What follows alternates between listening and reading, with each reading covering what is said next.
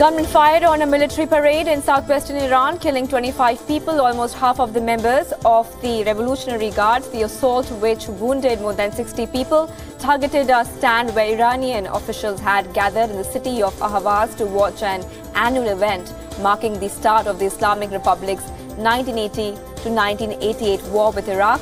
An Iranian ethnic Arab opposition movement called the Ahvaz National Resistance, which seeks a separate state in oil-rich Kyrgyzstan province, has claimed responsibility for the attack. Islamic State militants has also claimed responsibility, but neither claim has provided evidence.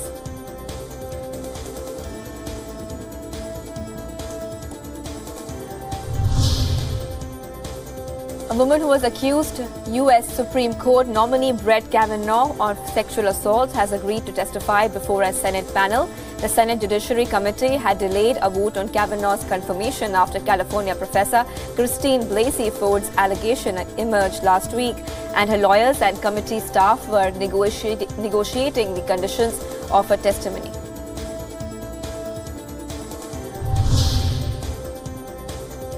China's Ministry of National Defense has urged the United States to immediately revoke the sanctions imposed on a Chinese military agency, and its director, the U.S. State Department, had announced that it would impose sanctions on the Equipment Development Department of the Central Military Commission of China and the department director, alleging that China is in breach of sanctions Washington imposed on Moscow over Russia's role in Ukraine and its alleged interference in U.S. politics.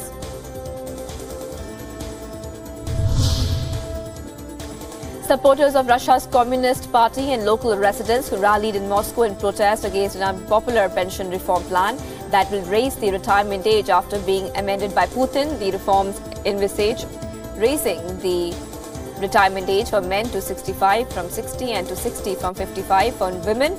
Average life expectancy for men is 66 and for women 77.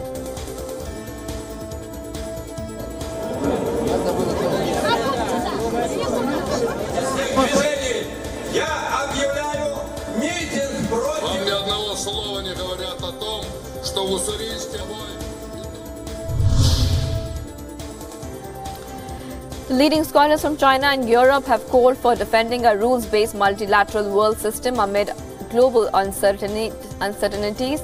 The China Center for International Economic Exchanges has sent a group of leading Chinese scholars to Europe, where they held discussions with them about the economic and trade relations among China, EU and the United States. The experts called for joint efforts on safeguarding rules-based multilateral economic and trade system.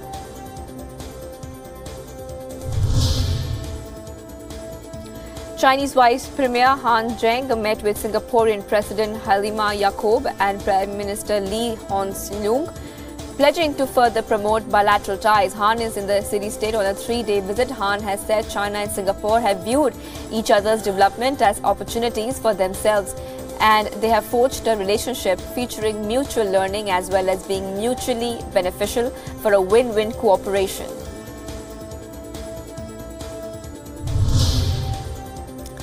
Chinese President Xi Jinping has stressed the importance of rural vitalization strategy in promoting agricultural upgrading, rural progress and farmers' development in an all-round way. Now, the strategy is a major strategy put forward at the 19th CPC National Congress, an historic task of overall importance, which concerns fully building a modern socialist country. Xi has called for deep understanding of the major strategy and always making resolving issues concerning agriculture.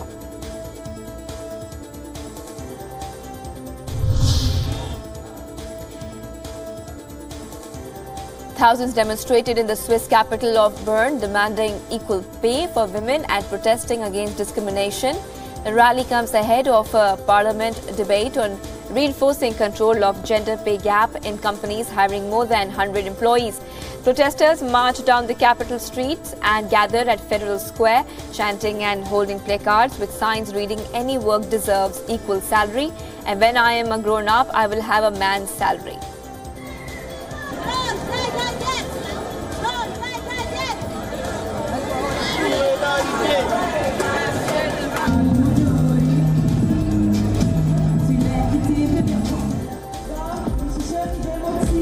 Wut, Blut und Selbstbestimmt.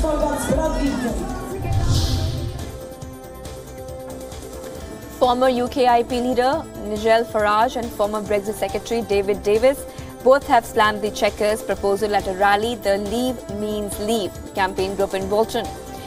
After travelling around on a pro-Brexit bus in the north-western English town, Farage has reiterated his stance that British Prime Minister Theresa May's Chequers plan doesn't work for the European Union or those that voted for Brexit. Davis has called for a new plan that focused on a free trade plus strategy, complete with our own Irish strategy.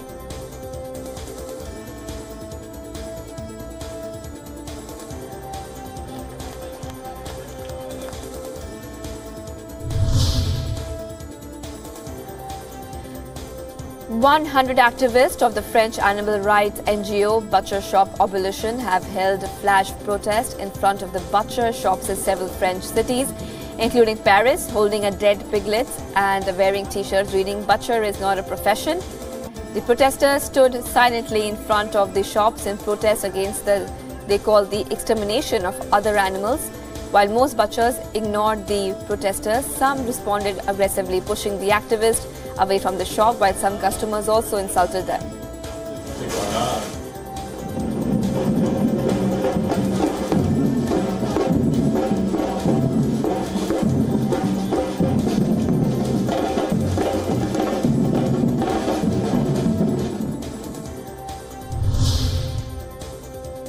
A van believed to be carrying an Australian filmmaker who was granted a pardon from Cambodia on espionage charges has left police station for the airport in Cambodia's capital.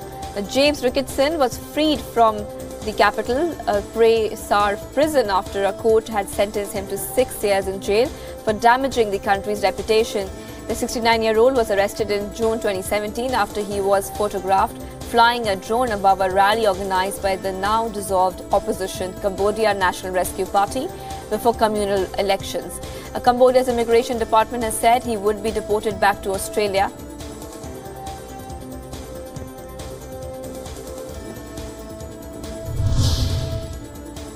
Pope Francis concluded the first day of his Baltic trip on Saturday with a speech to tens of thousands of young Catholics in the square outside the city's cathedral. On the second day of his visit, the Pope will celebrate Mass in the nearby city of Kaunas and visit several monuments in Vilnius to commemorate Lithuanian Jews killed during World War II and victims of KGB during the country's time under Soviet rule.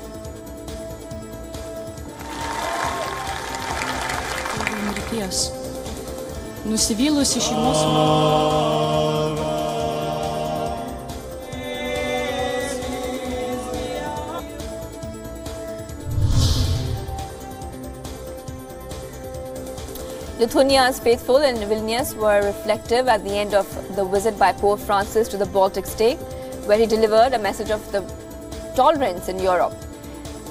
In his first speech at the start of a 4-day trip in the region, Pope Francis urged Lithuania to see its painful past under Soviet and Nazi domination as an impetus to promote tolerance in Europe.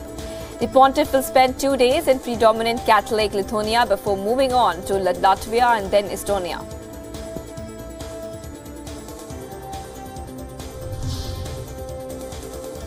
Vatican spokesman Greg Burke has said that the accord signed by the Vatican with China was the work of 30 years and 3 pontificates.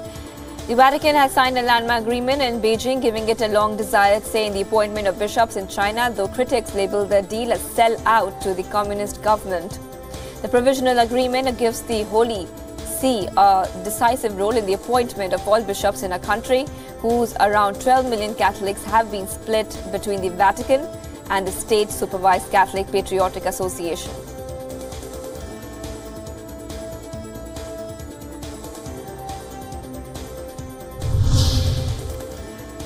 A Roman Catholic bishop who accused of raping a nun in the South Indian state of Kerala has been denied bail by the court. Bishop Franco Mulakal was arrested on a Friday, a day after the Vatican accepted his request to be temporarily relieved of his duties.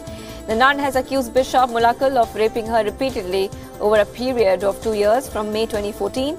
She had sent a detailed letter to Pope Francis earlier this month, demanding action against the bishop. But the Vatican had no comment on the situation in India.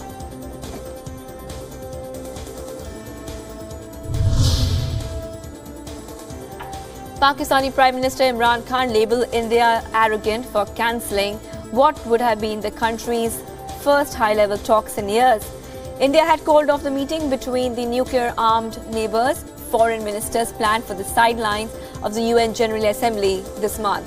India's foreign ministry has said its decision was to protest the killing of Indian security personnel in Kashmir, and a Pakistani postage stamp it said was glorifying an anti-India separatist who Indian forces killed in the disputed Himalayan region last year.